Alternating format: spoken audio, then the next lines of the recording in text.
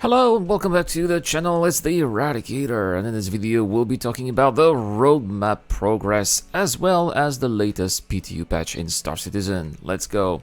So let's talk about the roadmap roundup. We had a couple of changes here for April 21st, and some of them brought new items here in the progress tracker, some of them regarding AI, and one of them which I find very interesting. We'll talk about that a little bit afterwards. First, AI. It seems like AI is going to get a couple of deliverables here. They are going to be sleeping, and they are also going to take toilet breaks, and as well as washing hands.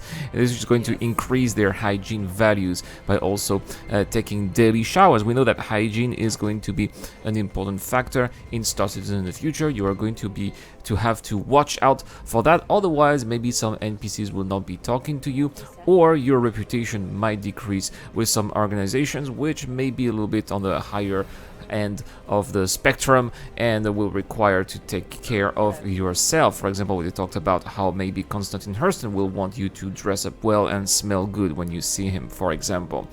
Now, next, this one is very interesting, the Boreal Stalker. Now, what is the Boreal Stalker? Well, it is actually going to be the first creature in the game, apparently. This one was created by Microtech genetic engineers to fill the apex predator niche within their planet's ecosystem. The Boreal Stalker roams its tundra searching for prey, which I assume at the very beginning the preys are going to be us, the players, because there are not going to be any other creatures on Microtech, right? But that is going to be a very interesting gameplay loop, maybe finding some of those creatures to kill. Maybe I can imagine a facility being overrun by some of these creatures, and we'll just have to eradicate all of them in order to secure the facility for maybe Microtech or Shubin Mining or any other type of organization that would have some kind of bunker or outpost that would be overrun by those creatures. I cannot wait for that.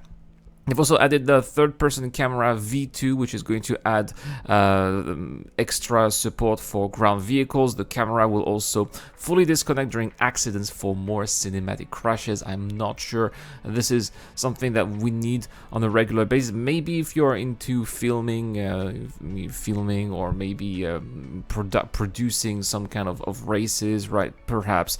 But as far as I'm concerned, this is not really something that I care so much about. Now, security service. They've renamed the NPC tracker service, so that is just a change of name. And finally, the Nick system, which is going to be also which is being worked right now, right? And it is scheduled to be finished by Q2 of 2021 of this year. It's not going to be available right away, of course, because we need server meshing so that we can finally jump from one system to another. But it is good to see that they do plan to finish the planets there as well as the mission setup. It's not a very difficult system to make. They just have a couple of planet types that we already have, right? Like, for example, the barren type of planet like Selene, or the icy planet like Yela, sorry. Now there's one type of toxic planet on Nyx, but again it's probably going to be similar to Ariel too, right? So not really too worried about this. And there's also a gas giant, and since gas giants are also going to be finished by the end of Q2 with the implementation of Crusader, and all they have to do is to change the color palette a little bit, and boom, you have another gas giant in Nyx too. So not much, not that difficult to create. Sorry, I cannot find my words. That's why there was no video yesterday, by the way. I don't feel very well these days, so apologies for that.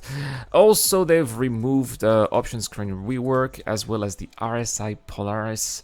Ouch, right, for all of those Polaris owners, as well as the F8 Lightning. This one is more related to Squadron 42 and the F7A MK1 Gold Standard, as well as the MK2 Gold Standard.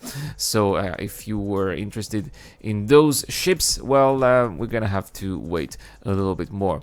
Now, there was also a PTU patch, the S patch, which just got released a couple of minutes ago as I'm recording this video, and they have increased the payout for quantum sensitive delivery missions around Hurston. Now, why around Hurston and why not around the moons of Crusader. That is something that I don't understand. Those missions are tedious to say the least, because you need to fly for a very long time, and it's great that the increased the payout was increased. No worries, that's fantastic, but it shouldn't just be around Hearthstone, it should be everywhere, in my opinion, of course. Here, let's have a look at the bug fixes. Player survival estimate should no longer show stuck at 0. The ECN mission should no longer fail when arriving at the quantum travel beacon. This was something that was supposed to have been fixed before. It's back, and hopefully this time is the good one. Rented ships should no longer go missing after leaving a server and joining a new one. Logging back into a ship's bed should no longer result in the players being unable to move and their health being at 0%. Hangars at Area 18 should no longer be partially covered by the no-fly zone. That means that some hangars in Area 18 are not covered by the no-fly zone, meaning that you can pull a gun and maybe kill some NPCs, get a crime stat, and get shot as well and sent to prison. Don't do that, of course.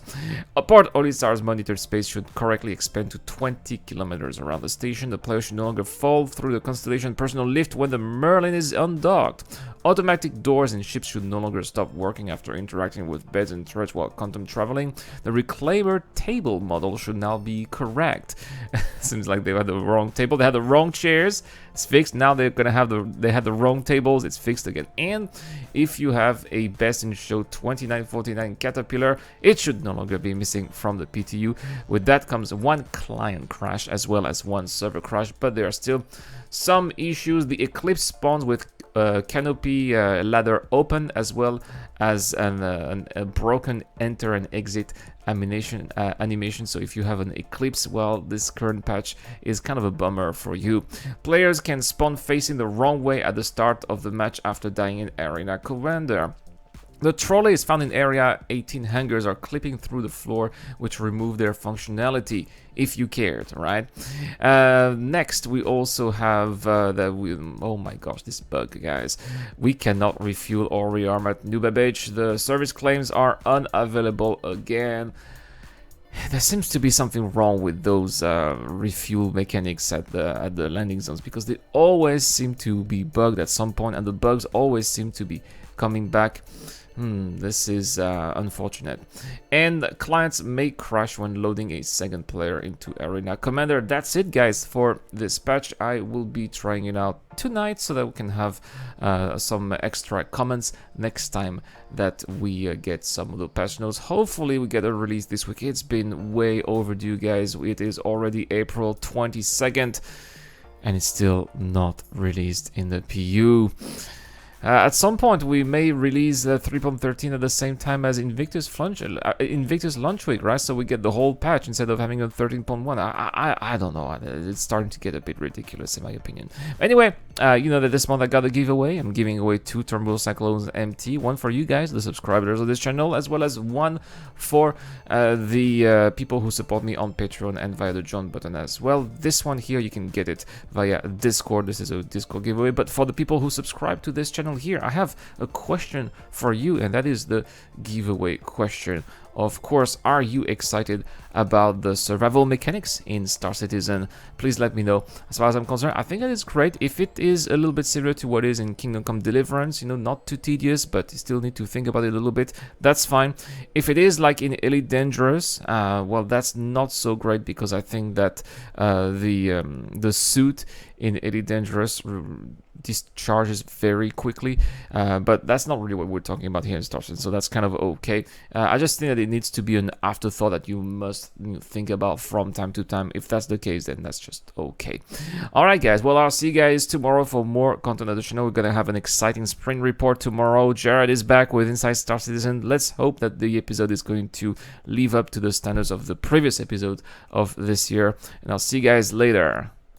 This video is brought to you by the people who support this channel on Patreon and via the join button as well. Supporters of the channel get access to lots of cool perks, such as access to my private Discord, your question answered in the show, you get to know when I'm going to play, and also you get to have a chance to influence the editorial line of the channel. Any help is appreciated, starts at just $1 a month. Thank you very much for watching. This is The Eradicator, and I'll see you guys later.